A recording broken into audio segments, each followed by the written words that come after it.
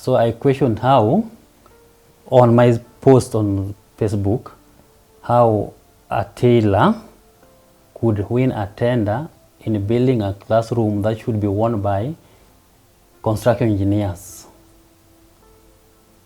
So I don't know how the tender was awarded, but through the Muhoroni CDF committee, he was given that tender to construct that classroom in a primary school and later in a secondary school. This was in 2020? That is in 2020. So the tailor was building classrooms? Actually. After how long between you talking about the selling of relief food, the tailor doing construction, were you attacked? About the post on relief food, I posted on 7th May 2020. I was attacked on 8th May 2020 at 8 p.m.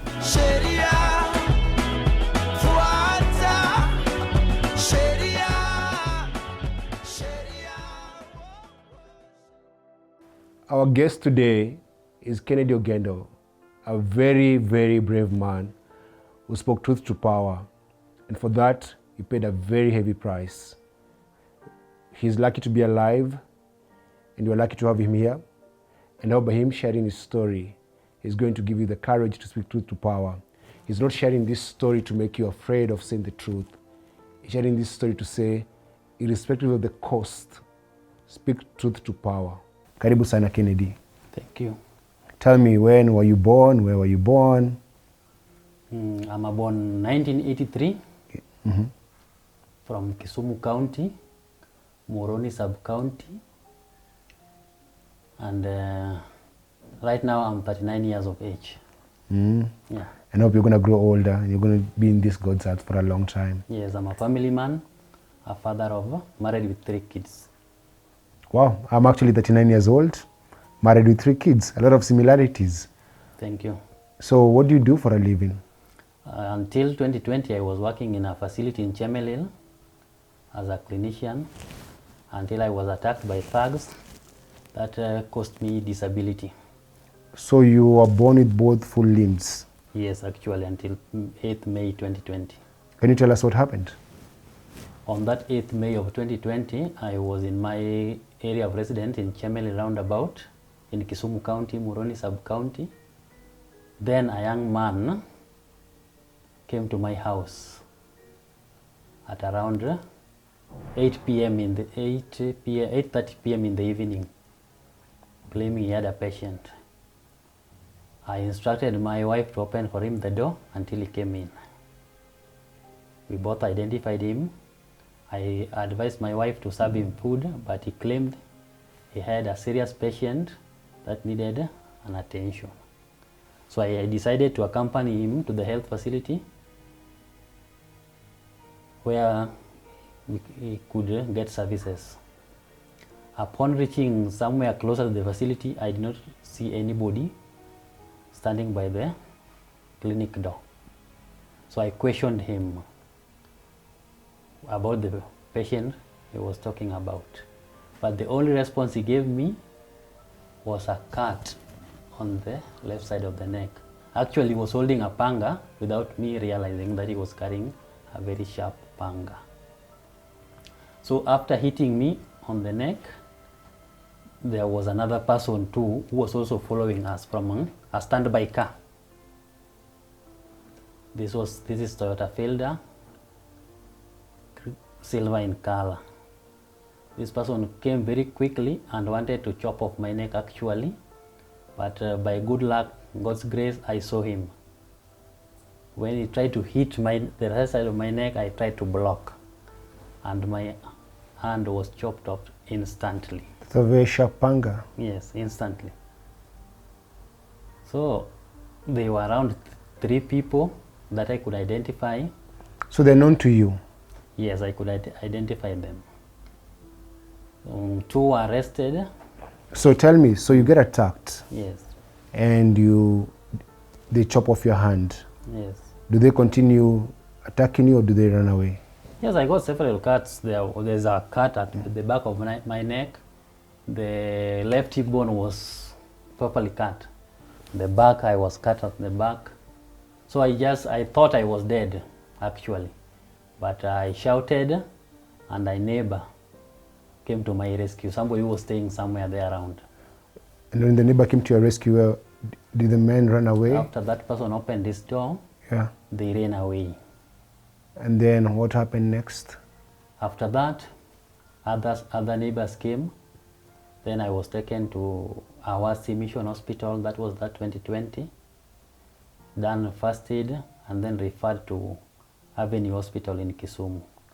How long were you in hospital? I was in Avenue Hospital. I stayed for about 3 days. Yes. But due to some security factors, I asked for discharge. And then the bill also was rising. For those 3 days, my bill was already 250,000, and I was paying in cash. So, due to the security factors and the cost of the hospital, I requested for discharge. When you go to the hospital, did you know why you had been attacked? Like, why did they attack you? Yes, there was a story I was following, but as a human rights defender, I posted it on social media. There was a school that was being built in my area called Godabuoro Secondary School and Primary. There was a two classroom door that was being constructed.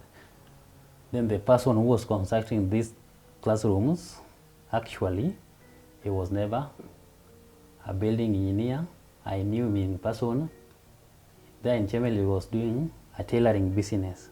So I questioned how tailors decided to become building constructors, because they were allies to the area MP by then.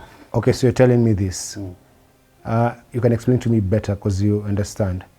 So the motive of the attack was, why were you attacked? To my thinking, I made 2 posts, and in fact I was attacked on 8th May 2020. There was a post I made on 7th May 2020. What did the post say? This post was talking about there was a relief food. That it was during that corona time there was hardship.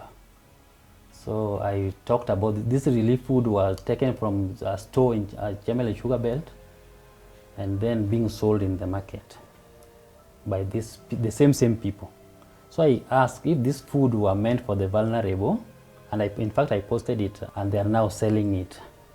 I talked about the village elders, and some people around that place were carrying them in cars and going away with it, when the real people who are in need were not getting what was due for them. So there was you did a post about the selling of relief food? Actually. By the local leaders? The local leaders and the area MP? Not actually. The area MP was never involved in person, but some of his allies. The people working for the area MP? Yeah. And then the second incident that could have led to this attack was? That issue of a school being constructed under Constituency Development Fund.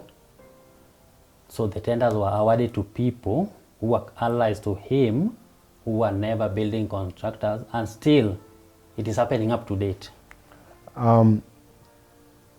So CDF money was supposed to build classrooms. Yes.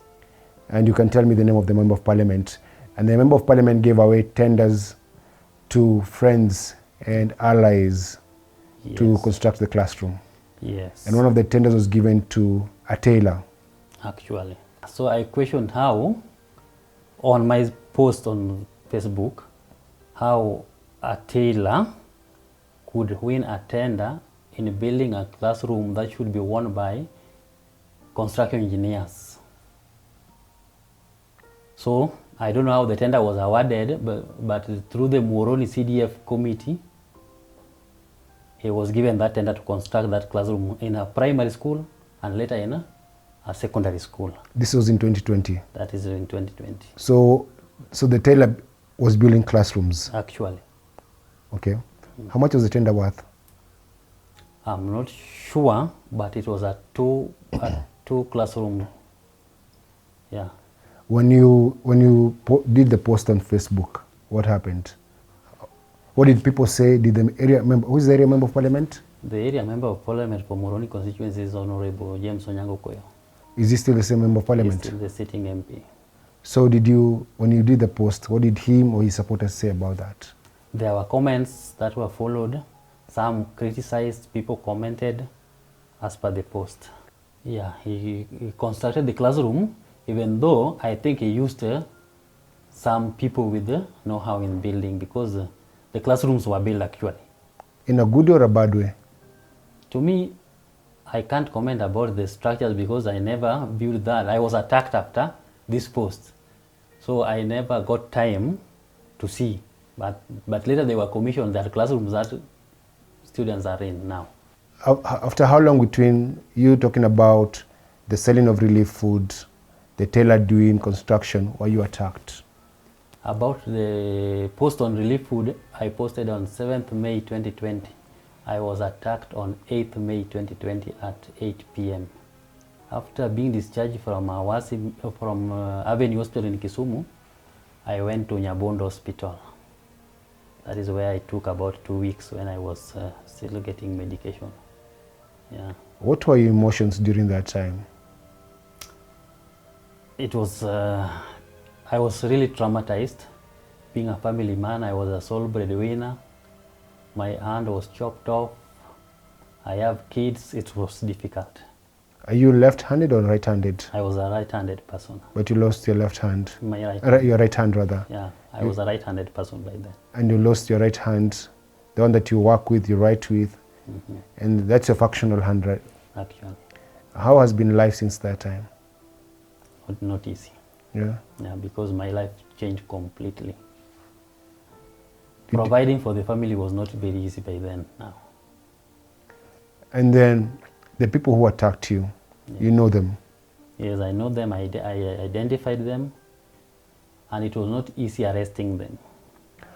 After how long were they arrested after your attack? One was arrested immediately after the attack. One was arrested a year later, that is in 2021. And in fact, I can say it's me who arrested him, not even the police, because the IO who was handling the case, this man went into hiding somewhere, but later resurfaced. So he was being seen somewhere in a place called Awasi. I told the IO who was handling the case, the investigating officer, on his whereabouts. He was never arrested until I used a friend that arrested him and took him to Awasi police station. That is where the police officers in Chemelil came and picked him. And when they were arrested, they were questioned by the police? Yes. Did they say who sent them to attack you? They never mentioned that because there is nowhere I got any information about the person who sent them. Did they say why they attacked you? They denied the charges. None of them accepted what happened. And so they went through a court process? Yeah, they went through a court process, and one was acquitted, one was sentenced to life imprisonment. I would like to know their names. The one who was acquitted, what's his name? The one who was acquitted was called Laban Awando. That was a criminal case 114/2020. Yes. At Tamu Court. And the one who was convicted to life imprisonment is Eric Omondi Anyango, case 285/2021, same at Tamu Court. So the one who was convicted was the one who was arrested before or after? After. The one who was on the run for 1 year? Actually. That's the one who was convicted? True. Did they ever say the motive of why they attacked you, even in private?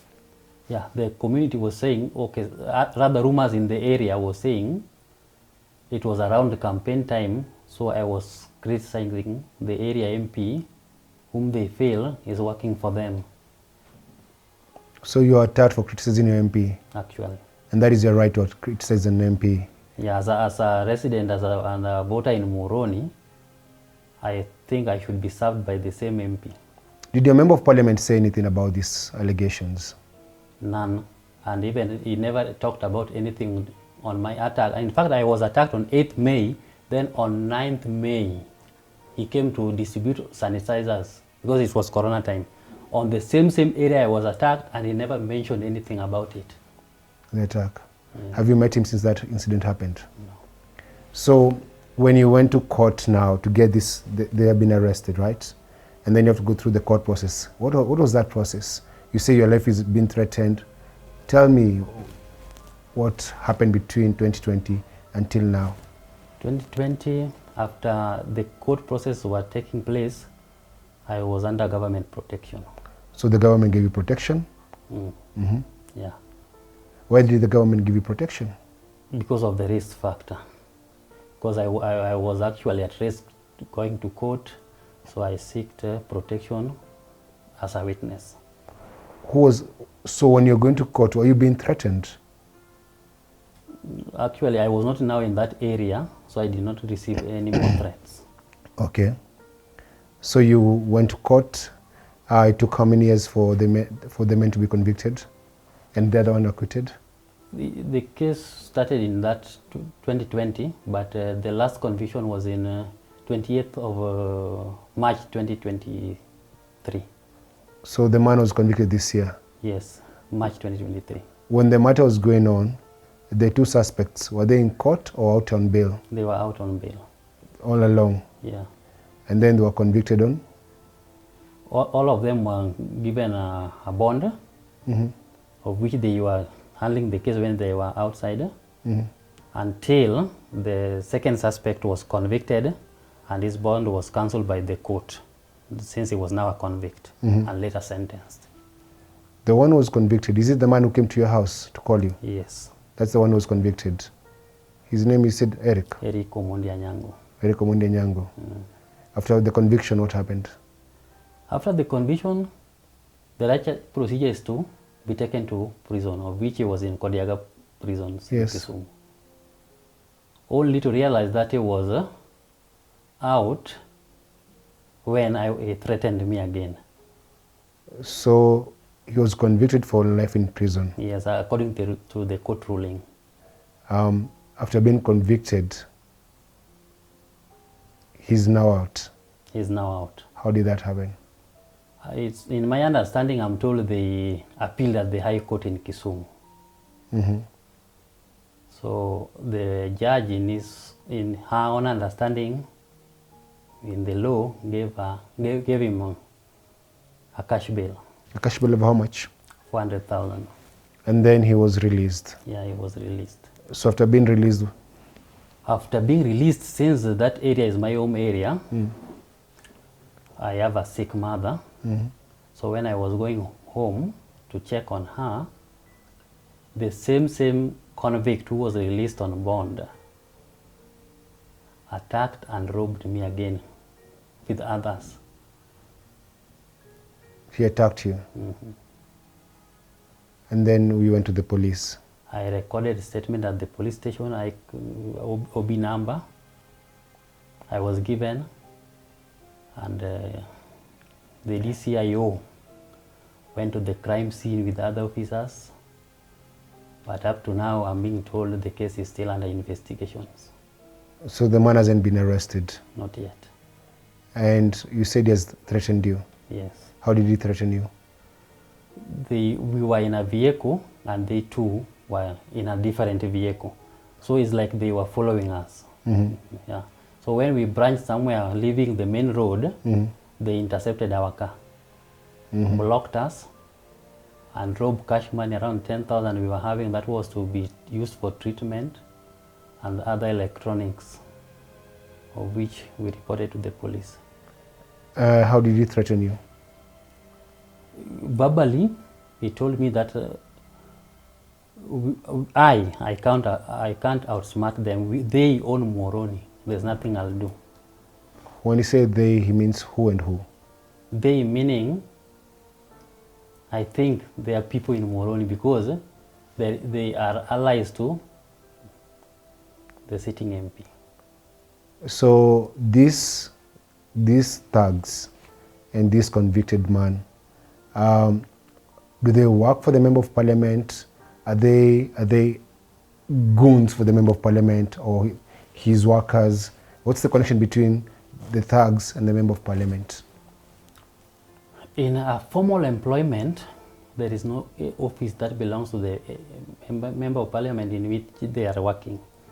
But actually, in every place the MP visits, they are there. There is muscle for hire. Yeah. You're in Jeshia Bunge. Yes. And then like this Eric acts as his security now. Even now? Yeah, there was a function that happened somewhere around that area, and it was in, I was told, even though I'm not sure because I was not present there, I was told it was there. How is your life since that time until today? Has this affected your mother, your wife, your kids? It's difficult because after that incident, my mom was just a normal person. Now my mom is paralyzed. She can't walk, she can't talk. Since the shock, since the event happened, Yeah. she went into shock. Pole sana. And how is your wife? She is good, but everybody, we are living now in fear. Is your wife in Muhoroni? No, right now she's not in Muhoroni. Where is she? She's somewhere. Why is she not in Muhoroni? Because of the risk factors we are still facing there. Where are your kids? All of them are not in Muhoroni now. So your life, in a way, ended the day you criticized the area member of parliament. Yes, and actually that's my home area. That's where I'm supposed to be, and now I can't be at home. Do you feel like, I'm sorry, what does this make you feel? I can say at times it's you pay the price of I can say minding other people's businesses, because to me this building of the school and the relief food, it was not affecting me directly. It's like I was fighting for the common mwananchi, but it ended up affecting me as a person. I'm now living with disability. Do you feel like the community has failed you as well? The Muhoroni community? Not really, because there's nothing they can do. After every 5 years there is an election. This thing happened before an election. An election came into 2027, and the MP was re-elected. So to them, they feel he's performing. Yeah. What would you want to tell the member of parliament? I want you to look into that camera, because your mother is paralyzed. You can't go back home. Your wife can't go back home. You're a fugitive in your own country for speaking your truth. Actually, I can't address him in person because these people acting, there is no any direct link between him. Like you say, this person is an employee of the MP's office. Yeah. So if I address him as if he's the one sending these people, I will not have a substantive evidence to back that. Okay. Yeah. But do you want to address the people who are attacking you? Or that Eric or the government? Because it's the work of the government to keep you safe. The only person I can address is the government of the Republic of Kenya, because it's the work of the government to protect its citizens and their properties. Here I am a citizen of the Republic of Kenya. Somebody was convicted, even though it's a matter before court that we should not discuss. But if somebody was already convicted, meaning he's a criminal, he's not a suspect now, I don't understand how he was later bonded before even his appeal is heard. So to me, what I feel like injustice done to me, I was trying to defend the consequence. Like if relief food was released for the vulnerable people, it ought to have been received by those who supposed to have been receiving it, not those who have and then later reselling it. If constructions were to be done under CDF, there should be a clear tendering way that if you visit the office, you will be told this person did this, and won this tender. Most of the constructions in the constituency are being done by the allies the member of parliament, of the MP, of which are not qualified. Maybe they are using other contractors, but the real tender owners are the allies.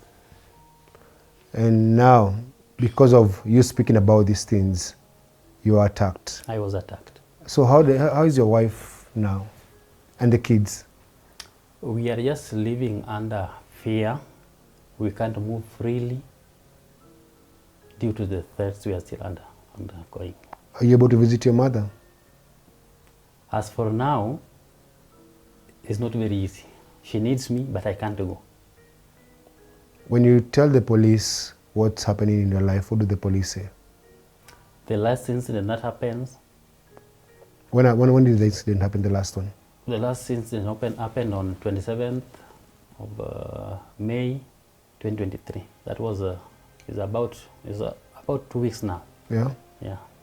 But when I called the officers, I'm being told the case is still being investigated. When that incident happened, do you have witnesses for that particular? Yeah, those whom we were with had recorded statements.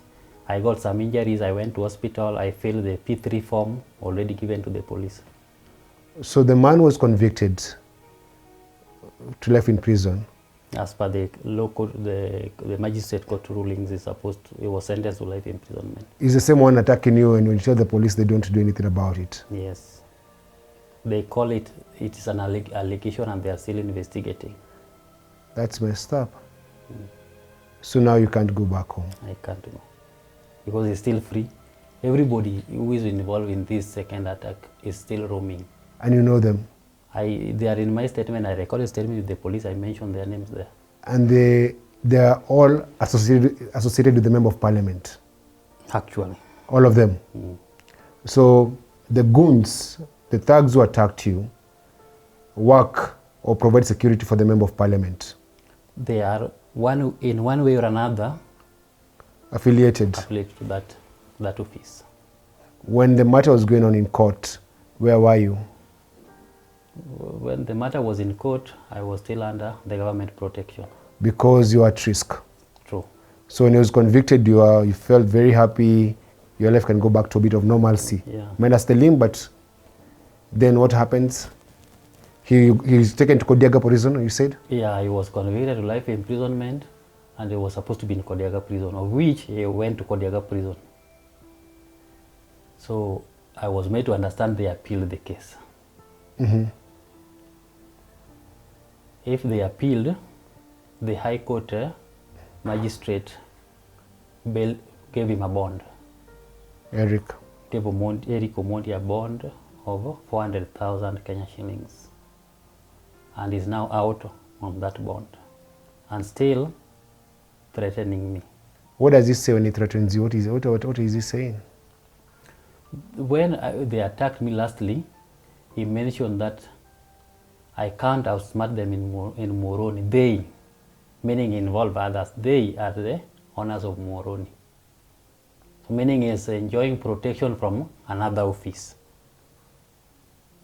Because to me, from my knowledge, as I know Eric, he has no power to mention anything to do with Muhoroni.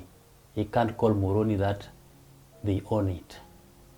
Only maybe a piece of land they own in their home. That's what they can own in Muhoroni, so but not Muhoroni. He can't own Muhoroni as a whole. Well, you were born in Muhoroni? Yes. So it's someone that you have known for a long time?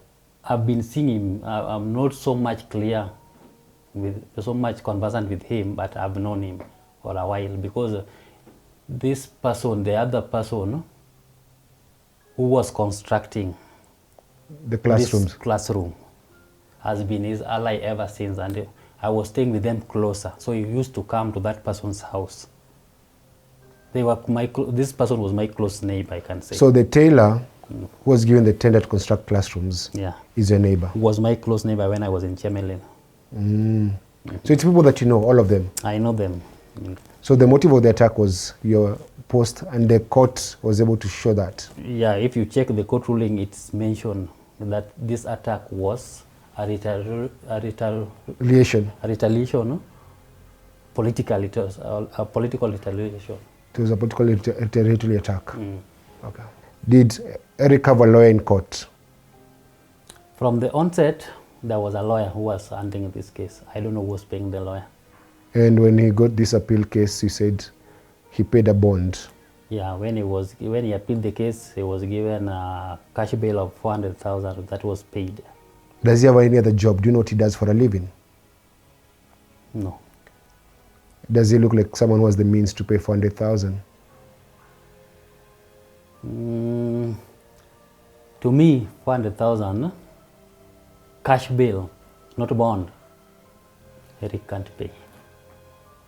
Unless if it's a bond, they can take their title deed to court. But cash bail, cash money, this money ought to have been paid by somebody else. The people who Eric works for, or the person that Eric works for, why do you think they want to silence you? It was just this thing I made in this criticization, the actual, what I criticized in 2020. Because these people, they were sent to eliminate me because this kind of harm, this is not somebody who is laughing with you.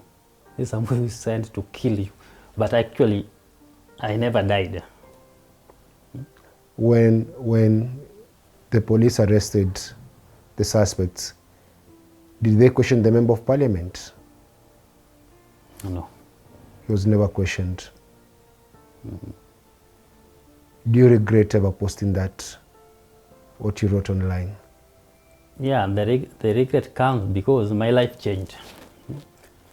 Being a father, you can't provide, you can't be independent as I used to be.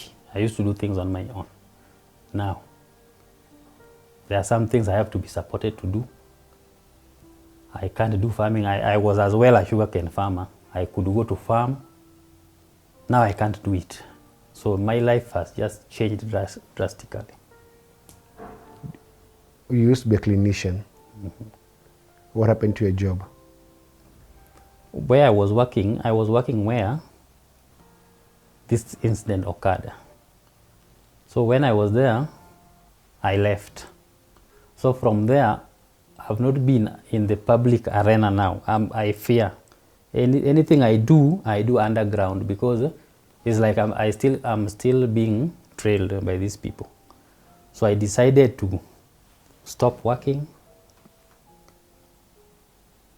for my security. How do you support your family?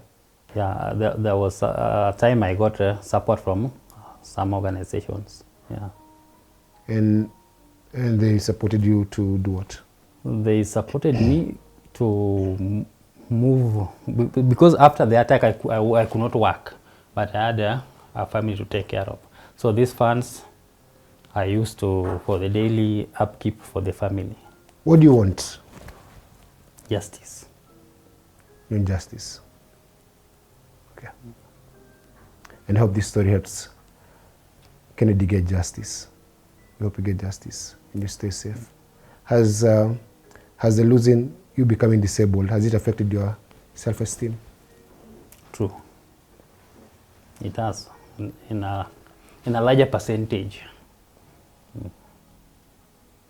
Because if you are not born with a disability, and here now you are disabled, and everybody works with hand. Even in the Bible says God will bless the works of your hand. Now where is that your hand? They took it away. Yeah. So it's not very easy. In fact, I feel a lot of pain at times when I look at myself. It's not very easy. But life has to move on. Like this my case now. My hand went. So everybody thinks that if you talk, you will also be silenced. So nobody will talk about the incident as I talked about it. So people are afraid. People are afraid. So you get attacked, you lose a limb, and your attacker is walking scot-free. So that means the attacker and the people who paid the attackers are untouchable. They are enjoying protection from somewhere. Justice was served to me because if somebody was convicted, it went through a court process and he was convicted. That is justice. So what I'm still crying about, even if somebody appealed, because I'm told he appealed, he was already a convict. Because they say you are presumed innocent until Proven guilty. That was a lower court, yes, but the lower court found him guilty. So he appealed. To me, the appeal could be heard if he was still a convict, not be heard if he was outside to still risk my life. Because the magistrate understood that he was involved directly in my attack. The judge did not understand why the magistrate thought he belonged to the prison. So those are two different things, even though the case is still active in court, we should not dwell about it. Okay. Yeah. All right. We were talking to Kennedy Ogendo, who was attacked by people that are unknown to him and left without a limb. He lost his right hand and is appealing for justice. His attackers, one of them was convicted, but appealed the case and was released on cash bail. When the man was released, he's out here threatening his life, saying he's going to harm him. And our story today is about how can we get Kennedy justice? How do we ensure that his attackers go back to jail and he can find a way to resume his life? It will never be the same again. He'll never get his hand back. But the people who attacked him belong in jail. It's unfortunate that Kennedy suffered for speaking the truth. And that shouldn't deter us from speaking the truth. The truth has a high cost. And Kennedy paid that high cost. The least we can do is share this story and ensure that his attackers get jailed. And we also hope that the Member of Parliament who was being mentioned or linked to this group of gang will stop going after Kennedy, because he wants to go back to his village and continue with his life and even take care of his ailing mother. We hope this story helps him get justice. Sharia, Sharia.